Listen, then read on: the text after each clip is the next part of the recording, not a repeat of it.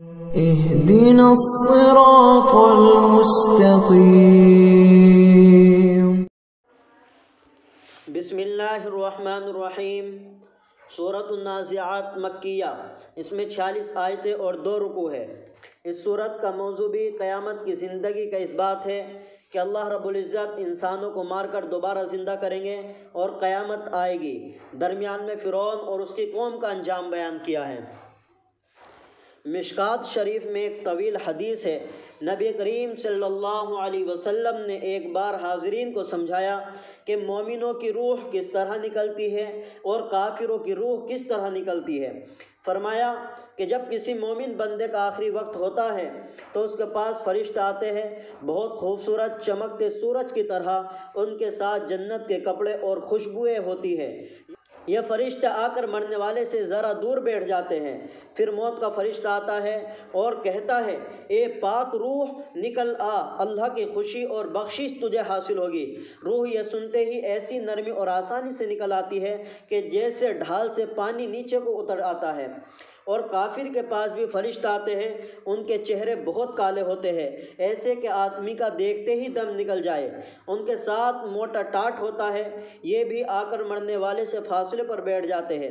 اتنے میں موت کا فرشتہ آتا ہے اور سر پر کھڑے ہو کر بڑی سختی سے کہتا ہے، اے خبیث گندی روح نکل آ، اللہ کے غضب کی طرف چل۔ یہ سنتے ہی روح باہر نکلنے کے بجائے بدن کے ہر حصے سے چمٹ جاتی ہے۔ موت کا فرشتہ اس کو زبردستی نکالتا ہے۔ تو فرمایا والنازعات غرقا۔ میں آپ حضرات کی خدمت میں بہت مختصر اور مفہومی ترجمہ پیش کر رہا ہوں۔ والنازعات غرقا، قسم ہے ان فرشتوں کی جو کافروں کی روح سختی کے ساتھ نکالتے ہیں۔ حضرت عبداللہ بن مسعود رضی اللہ تعالیٰ عنہ فرماتے ہیں، موت کے فرشتے کافروں کا جسام سے، ہر بال کے نیچے سے، ناخنوں کے نیچے سے اور دونوں پیروں کی جڑ سے سختی کے ساتھ روح کو کھینچ کر نکالتے ہیں۔ مراد اس سختی سے روحانی سختی اور تکلیف ہے۔ یہ ضروری نہیں کہ دیکھنے والوں کو بھی اس سختی کا احساس ہو، اس لیے بس اوقات یہ بھی دیکھا جاتا ہے کہ کافر کی روح آسانی سے نکل جاتی ہے، لیکن نکلتے وقت بہت زیادہ تکلیف اور بہت زیادہ سختی ہوتی ہے۔ اس لیے اس جملے میں یہ خبر دے دی گئی ہے کہ کفار کی روح کو کھینچ کر سختی کے ساتھ نکالا جاتا ہے۔ اصل وجہ یہ ہے کہ کافر کو نزاع روح کے وقت ہی سے برزخ کا عذاب سامنے نظر آنے لگتا ہے۔ اس کی روح اس سے گھبرا کر بدن میں چھپنا چاہتی ہے تو فرشتے کھینچ کر نکالتے ہیں۔ والناشطات نشطا، اور مومنین کی روح کو فرشتے آسانی کے ساتھ نکالتے ہیں، اس لیے کہ مومنین کی روح کے سامنے عالم برزخ کا ثواب، نعمتیں اور بشارتیں آتی ہے تو اس کی روح تیزی سے ان کی طرف جانا چاہتی ہے۔ والسابحات سبحا، اور قسم ہے ان فرشتوں کی جو تیزی سے تیرتے ہوئے جاتے ہیں۔ ملک الموت روح نکال کر ان فرشتوں کو دے دیتے ہیں جو فاصلے پر بیٹھے ہوئے ہوتے ہیں۔ وہ مومنین کی روح کو ریشم کے خوشبودار کپڑے میں لپیٹ کر اور کافر کی روح کو بدبودار ٹاٹ میں لپیٹ کر فضا میں تیزی سے چڑھتے ہیں جیسے پانی میں تیر رہے ہوں۔ فالسابقات سبقا، اور قسم ہے ان فرشتوں کی جو دوڑ کر آگے بڑھنے والے ہیں۔ تفسیر ہدایت القرآن میں لکھا ہے کہ مومن کی روح کے بارے میں فرشتوں میں مسابقت ہوتی ہے۔ ہر فرشتہ چاہتا ہے کہ وہ اس روح کو پہلے بارگاہ خداوندی میں پیش کرے، اس لیے وہ دوڑتے ہیں۔ اور پھر معارف القرآن میں لکھا ہے کہ پھر یہ روح جو فرشتوں کے قبضے میں ہے، اس کو اس کے اچھے یا برے ٹھکانے پر پہنچانے میں سبقت اور جلدی سے کام لیتے ہیں۔ مومن کی روح کو جنت کی ہواؤں اور نعمتوں کی جگہ میں، کافروں کی روح کو دوزخ کی ہواؤں میں اور عذابوں کی جگہ میں پہنچا دیتے ہیں۔ فالمدبرات امرا، اللہ تعالیٰ کی تدبیر اور تنفیذ کرنے والے فرشتوں کی قسم، یعنی موت کے فرشتوں کا آخری کام یہ ہوگا کہ جس روح کو ثواب اور راحت دینے کا حکم ہوگا تو اس کے لیے راحت کا سامان جمع کر دے، اور جس روح کو عذاب اور تکلیف دینے کا حکم ہوگا اس کے لیے اس کا انتظام کر دے۔ اب اس کے بعد ایک سوال یہ سمجھیے کہ اللہ رب العزت کو اپنی بات کا یقین دلانے کے لیے قسم کھانے کی ضرورت نہیں ہے تو پھر اللہ رب العزت نے قسم کیوں کھائی ہے؟ یہ بات یاد رکھنا کہ عربی بلاغت کے قاعدے سے بات میں وزن اور قوت اور زور پیدا کرنے کے لیے قسم کھائی گئی ہے، اور عام طور سے جس چیز کی قسم کھائی جاتی ہے اس دعوے پر گواہ ہوتی ہے جو بعد میں بیان ہو رہا ہے۔ یہاں مطلب یہ ہے کہ یہ فرشتے اس بات پر گواہ ہے کہ جس طرح اللہ رب العزت فرشتوں کے ذریعے روح قبض فرماتا ہے، اسی طرح فرشتوں سے سور پھونکوا کر انہیں دوبارہ زندہ کر سکتا ہے، اور یہ قسمیں کھا کر اگلا مضمون جتلانا مقصود ہوتا ہے۔ کبھی ان چیزوں کی خوبی اور ندرت جتانے کو قسم کھاتے ہیں۔ یوم ترجف الراجفہ، اور یاد کرو اس دن کو جس دن ہلا دینے والی چیز ہر چیز کو ہلا کر رکھ دے گی۔ یہ نفخہ اولا ہے۔ جب حضرت اسرافیل علیہ السلام سور پھونکیں گے تو ساری دنیا کانپے گی، جیسے ریل گاڑی جب لائن پر سے گزرتی ہے تو آس پاس کی چیزیں کانپتی ہے، زمین ہلتی ہے۔ یہ چیزیں بندوں کی ایجاد ہے، اور نفخہ اسرافیل تو اللہ تعالیٰ کی مخلوق ہے۔ وہ جب سور پھونکیں گے تو ساری دنیا کانپے گی۔ تتبعها الرادفہ، اس کے بعد ایک بہت بڑا حادثہ پیش آئے گا۔ پیچھے 40 سال کے بعد حضرت اسرافیل علیہ السلام پھر سور پھونکیں گے تو ساری دنیا اٹھ کر کھڑی ہوگی۔ بخاری شریف کی روایت کے مطابق پہلے اور دوسرے نفخے کے درمیان 40 سال کا وقفہ ہوگا۔ قلوب یومئذ واجفہ، اس دن بہت سے دل گھبرائے ہوئے ہوں گے، خوف زدہ ہوں گے۔ یہ وہ ہوں گے جو مجرم، نافرمان اور رب تعالیٰ کے باغی ہوں گے۔ مومنوں کو کوئی گھبراہٹ نہیں ہوگی۔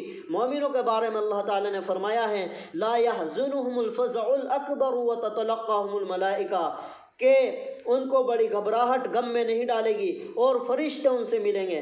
صرف رب تعالیٰ کی جلالت کی گھبراہٹ ہوگی، جرموں کی گھبراہٹ نہیں ہوگی۔ ابصارها خاشعہ، آنکھیں ان کی جھکی ہوئی ہوگی شرمندگی کی وجہ سے کہ ہم انکار کرتے تھے قیامت کا، میدان محشر کا، پل صراط کا۔ جب یہ سب چیزیں سامنے آ جائے گی تو شرمندہ ہو جائیں گے، اور جب آدمی شرمندہ ہو جاتا ہے تو آنکھیں جھکا لیتا ہے۔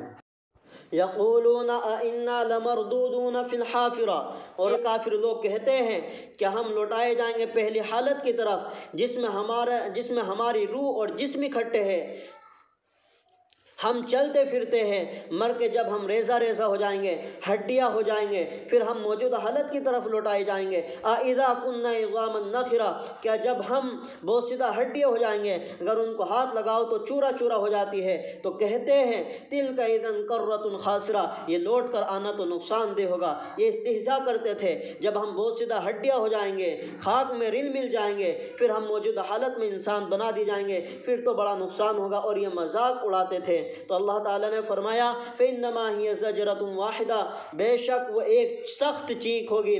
جب اسرافیل علیہ السلام سور پھونکیں گے، سارے انسان جہاں بھی ہوں گے میدان میں آ جائیں گے، چاہے درندوں نے کھا لیے ہو، مچھلیوں نے کھا لیے ہو، چل سڑ کر مٹی ہو گئے ہو، یا پرندوں نے نوچ کر کھا لیے ہو، کوئی بھی غیر حاضر نہیں ہوگا۔ فَإِذَا هُمْ بِالسَّاهِرَةِ، وہ اچانک سب میدان میں نظر آئیں گے اور سب میدان میں جمع ہو جائیں گے۔ اور تفسیر ہدایت القرآن میں لکھا ہوا ہے کہ یہ مرنے کے بعد کا واقعہ ہے کہ جب اللہ رب العزت ان کو میدان میں جمع کرے گا، جب وہ میدان میں جمع ہو جائیں گے تو آپس میں ایک دوسرے سے کہیں گے کہ ہم تو گل گئے تھے، سڑ گئے تھے، مٹی ہو گئے تھے، پھر بھی ہم کو پہلی حالت پر لوٹا دیا گیا ہے، آج تو ہمارے لیے بڑے نقصان اور گھاٹے کا سودا ہے۔ کفار مکہ کی ضد پر کہ ہم دوبارہ زندہ نہیں اٹھیں گے، کوئی قیامت نہیں ہوگی، تو توحید کے انکار کرنے سے آپ صلی اللہ علیہ وسلم کو بڑا افسوس ہوتا تھا، بڑا صدمہ ہوتا تھا، اور طبی طور پر ہونا چاہیے تھا کہ ایک نبی اپنی قوم کو سمجھاتا ہے لیکن وہ قوم جھٹلاتی ہے۔ لیکن ایک بات اور یاد رکھنا، انبیاء علیہ السلام اپنی قوم کو جب سمجھاتے ہیں تو آخرت کے انجام کو سامنے رکھ کر سمجھاتے ہیں، آخرت کے نتیجے کو سامنے رکھ کر سمجھاتے ہیں کہ جہنم کتنی سخت چیز ہے، اس کی آگ کتنی سخت ہے۔ اس آگ کو، اس انجام کو سامنے رکھ کر اپنی قوم کو اس آگ سے ڈراتے ہیں، اس عذاب سے ڈراتے ہیں، اس نتیجے سے ڈراتے آتے ہیں لیکن پھر بھی قوم جھٹلاتی ہے تو بڑے ہی افسوس ہوتا ہے۔ اور امام رازی رحمۃ اللہ علیہ نے تفسیر کبیر میں لکھا ہے کہ اللہ تعالیٰ نے آپ صلی اللہ علیہ وسلم کی تسلی کے لیے موسیٰ علیہ السلام کا واقعہ بیان فرمایا کہ اگر آج یہ آپ صلی اللہ علیہ وسلم کی تکذیب کر رہے ہیں تو آپ کو پریشان نہیں ہونا ہے،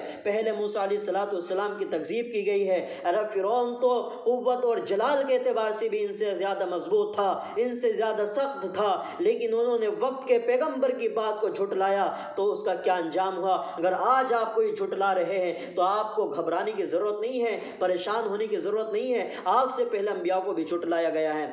فرمایا حل اتاک حدیث موسیٰ، کیا آپ کو موسیٰ علیہ السلام کے واقعے کی خبر پہنچی ہے؟ جس ناداہ ربہ بالواد المقدس طویٰ، جس وقت پکارا موسیٰ علیہ السلام کو اس کے رب نے میدان میں جو پاکیزہ ہے اس کا نام طویٰ ہے۔ طور پہاڑ کے دامن میں ایک وادی ہے، اس کا نام طویٰ ہے۔ موسیٰ علیہ السلام مدین سے اپنی فیملی کے ساتھ واپس آ رہے تھے، رات کا وقت تھا، سردی کا موسم تھا، راستہ بھول گئے، ادھر ادھر دیکھا، ایک طرف آگ نظر آئی تو اپنے گھر والوں سے کہا کہ تم یہاں ٹھہرو، میں نے آگ دیکھی ہے، میں آگ کے پاس سے تمہارے لیے کوئی شعلہ سلگا کر لاؤں یا پھر میں آگ کے پاس سے کوئی راہ گیر پاؤں۔ وہاں ایک درخت تھا، ظاہری آگ نہ تھی، اللہ رب العزت کی طرف سے ایک نور تھا۔ وہاں جس وقت پہنچے تو اللہ تعالیٰ نے فرمایا انی انا ربک، میں آپ کا رب ہوں، میں تجھے نبوت دوں گا۔ اسی مقام پر موسیٰ علیہ السلام کو نبوت ملی، عصا مبارک والا معجزہ اور ید بیضا والا معجزہ بھی ملا۔ فرمایا اذهب الی فرعون انہ طغی، کہ جاؤ فرعون کی طرف کہ بے شک اس نے سرکشی اختیار کر رکھی ہے۔ فقل هل لک الی ان تزکی، اور آپ کہیے کہ تو چاہتا ہے کہ تو سنور جائے، وَهْدِيَكَ إِلَىٰ رَبِّكَ فَتَخْشَىٰ، اور میں تیری رہنمائی کروں گا، میں تجھے تیرے پروردگار کا راستہ دکھاؤں گا، فَتَخْشَىٰ، تاکہ تو ڈر جائے، تیرے اندر خوف خدا پیدا ہو جائے۔ فَأَرَاهُ الْآيَةَ الْكُبْرَىٰ، تو فرعون نے موسیٰ علیہ السلام سے دلیل نبوت طلب کی تو موسیٰ علیہ السلام نے بڑا معجزہ دکھایا، بہت بڑی نشانی دکھائی، اپنا عصا مبارک ڈالا تو وہ اژدہا بن گیا۔ فَأَرَاهُ الْآيَةَ الْكُبْرَىٰ، بس دکھائی اس کو بڑی نشانی۔ فَكَذَّبَ وَعَصَىٰ، اس نے جھٹلایا اور نافرمانی کی۔ ثُمَّ أَدْبَرَ يَسْعَىٰ، پھر وہ موسیٰ علیہ السلام کے پاس سے تیزی سے دوڑ کر بھاگ گیا، جادوگروں کو جمع کرنے لگا اور اعلان کیا، پکارا، میدان میں آ کر لڑکارا، انا ربکم الاعلیٰ، میں تمہارا اعلیٰ رب ہوں، میں تمہارا سب سے زیادہ زبردست رب ہوں۔ فَأَخَذَهُ اللَّهُ نَكَالَ الْآخِرَةِ وَالْأُولَىٰ، آخرت کی سزا میں اور دنیا کی سزا میں اللہ رب العزت نے اس کو پکڑ لیا ہے۔ نکال ایسے عذاب کو کہا جاتا ہے جس کو دیکھ کر دوسروں کو عبرت ہو اور سب سہم جائے۔ نکال آخرت فرعون کے لیے آخرت کا عذاب ہے، اور نکال اولا سے مراد وہ عذاب ہے جو دنیا میں اس کی پوری قوم کے غرق دریا ہو جانے سے اس کو پہنچا ہے۔ ان فی ذلک لعبرۃ لمن یخشی، بے شک اس میں عبرت ہے سرکشی کرنے والوں کا کیا انجام ہے۔ ڈرنے والوں کے لیے اس واقعے میں بڑی عبرت ہے، بڑی نشانی ہے کہ وہ ان واقعات سے عبرت حاصل کرے اور گناہوں سے بچ کر اپنی زندگی کو گزارے۔ کہ نافرمانوں کا کیا انجام ہوتا ہے، تو اس لیے نافرمانی سے بچے اور سنت کے مطابق اپنی زندگی گزارے۔ اللہ عمل کی توفیق عطا فرمائے اور بات سمجھنے کی توفیق عطا فرمائے۔ آمین۔ وآخر دعوانا الحمدللہ رب العالمین۔